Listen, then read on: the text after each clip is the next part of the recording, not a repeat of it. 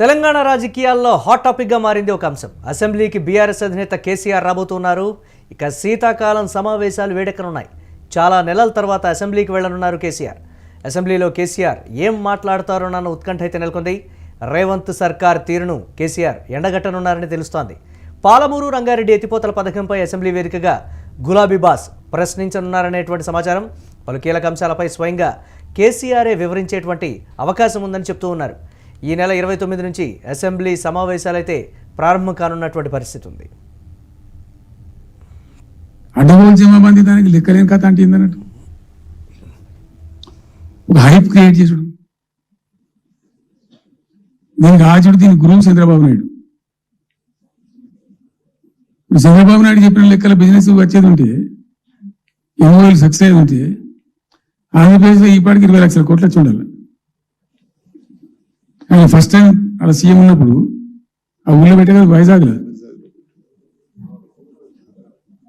అమరావతి వైజాగ్లో పెట్టిండు. వైజాగ్లో ఎవరు వెళ్ళి ఎంఓఎల్ చేసిన వాళ్ళంటే వంట మనుషులు చెప్పిండు. ఆ స్టార్ హోటల్లో బయట వంట మనుషులు వాళ్ళు కూడా సప్లై చేసేటోళ్ళు వాళ్ళు వచ్చి కూర్చోపోయి సంతకం పెట్టి పెట్టినాడు పాపం. అవునా అండి, పాపులర్ అయింది అది. మరి ఎక్కడ పెట్టుకోవాలని ఎక్కడ చెప్పండి.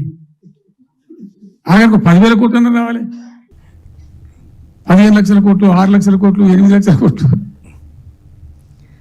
ఇక కేసీఆర్ అసెంబ్లీ సమావేశాలకు రాబోతున్నారు. ఏం మాట్లాడతారు అనేటువంటి ఉత్కంఠ అయితే నెలకొంది. దీనిపై మరిన్ని అప్డేట్స్ మా కరెస్పాండెంట్ సతీష్ అందిస్తారు.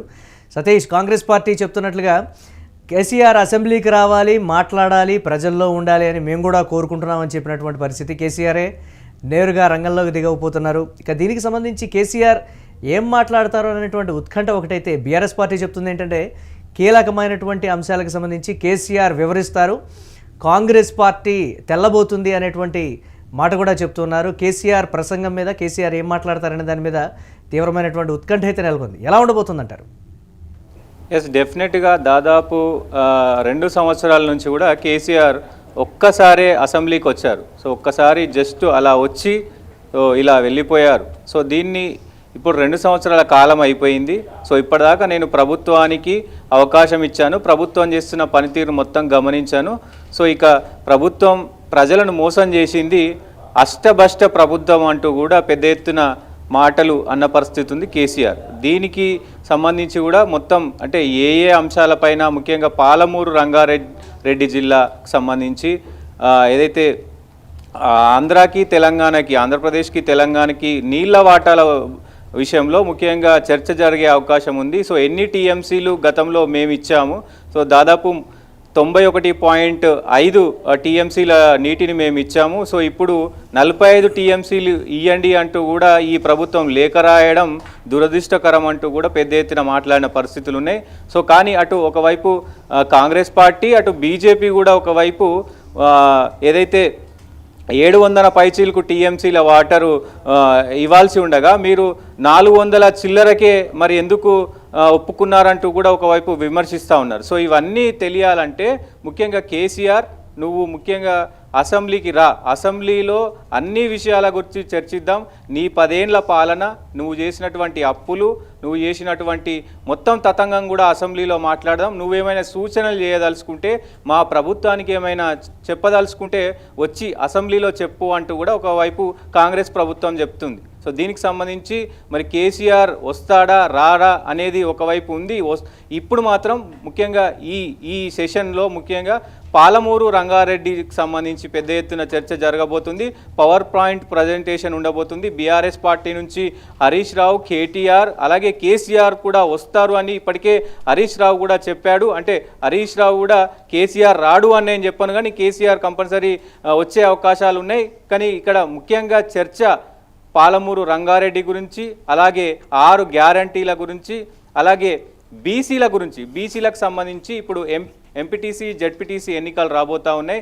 దానికి సంబంధించి కూడా బీసీల వాటాపై సో పార్టీల పరంగా సతీష్, ప్రధానంగా మొన్న బీఆర్ఎస్ సమావేశంలో కావచ్చు, లేకపోతే బీఆర్ఎస్ భవన్లో ఆయన మాట్లాడినప్పుడు కూడా కీలకంగా చేసినటువంటి కామెంట్స్, కాంగ్రెస్ పార్టీయే టార్గెట్, నేను రాబోతున్నాను, నేను నిలదీస్తాను, నేను మాట్లాడే అంశాల మీద మీరు అప్పుడు మాట్లాడండి అని కూడా వారు చెప్పినటువంటి పరిస్థితి ఉంది కదా. అసెంబ్లీలో హాట్గా సమావేశాలు జరిగేటువంటి అవకాశం, ప్రధానంగా కొన్ని అంశాలని బీఆర్ఎస్ పార్టీ తీసుకోబోతోంది.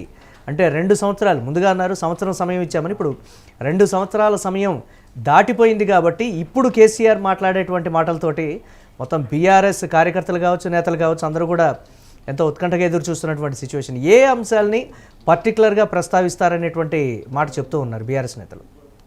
ముఖ్యంగా ఏదైతే పాలమూరు రంగారెడ్డికి సంబంధించి ముఖ్యంగా దీంట్లో అంటే అసెంబ్లీ పెట్టి పాలమూరు రంగారెడ్డికి సంబంధించిన నీటి వాటా గురించి మాట్లాడే అవకాశాలు ఉంటాయి. దాని తర్వాత బీసీలకు సంబంధించి బీసీ కోటా ఏంటి, 42% మరి ప్రభుత్వం ఎందుకు ఇలా మోసం చేస్తుంది, అటు బీజేపీని ఇటు కాంగ్రెస్ ప్రభుత్వాన్ని అడిగే అవకాశాలు ఉంటాయి. కేసీఆర్ ఒకవేళ వస్తే గనక ఈ 6 గ్యారంటీలు, సో 6 గ్యారంటీల్లో భాగంగా ఏదైతే యూరియాకు సంబంధించి మొన్న మాట్లాడిన విధంగానే యూరియాకు సంబంధించి కూడా యాప్ గురించి మాట్లాడారు. అలాగే గతంలో కాంగ్రెస్ ప్రభుత్వం ఉన్నటువంటి రోజులు తీసుకొచ్చారు. గతంలో యూరియా కావాలంటే చెప్పులు ఉండేవి లైన్లో, సో ఇప్పుడు కూడా అదే పరిస్థితికి తీసుకొచ్చారంటూ కూడా మాట్లాడిన పరిస్థితి ఉంది. సో దాని విషయం పైన కూడా మాట్లాడే అవకాశం ఉంటుంది. మొత్తం కేసీఆర్ నీళ్ళ విషయంలో అలాగే జాబ్ క్యాలెండర్ విషయంలో కూడా పెద్ద ఎత్తున మాట్లాడే అవకాశాలు ఉంటాయి. జాబ్ క్యాలెండర్ సంవత్సరానికి 2 లక్షల ఉద్యోగాలు ఇస్తామని చెప్పారు. సో మరి ఎన్ని ఇచ్చారు ఏంటి? సో ముఖ్యంగా ఈ 2 సంవత్సరాల్లో ఏ పథకాలు అంటే పాత పథకాలన్నిటిని కూడా మభ్యపెట్టారు. పాత పథకాలు ఏవి కూడా రావట్లేదు. మేము గతంలో ఏదైతే వైఎస్ రాజశేఖర రెడ్డి తీసుకొచ్చినటువంటి పథకాలు మేము కొన్ని తీసుకొచ్చాము, వాటిని అప్రిషియేట్ చేశాము, అవి ముందుకు తీసుకెళ్ళాం. కానీ కేసీఆర్ తెచ్చినటువంటి ఒక్క పథకం కూడా మీరు అమలు చేయట్లేదు, వాటిని ఆపేశారు. దాంతోపాటుగా కొత్త పథకాలు ఏవి కూడా ఇవ్వట్లేరు. ఒక బస్సు ఫ్రీ తప్ప వేరే పథకాలు ఏవి ఇవ్వట్లేదు. సో పెద్ద ఎత్తున చర్చ రానుంది.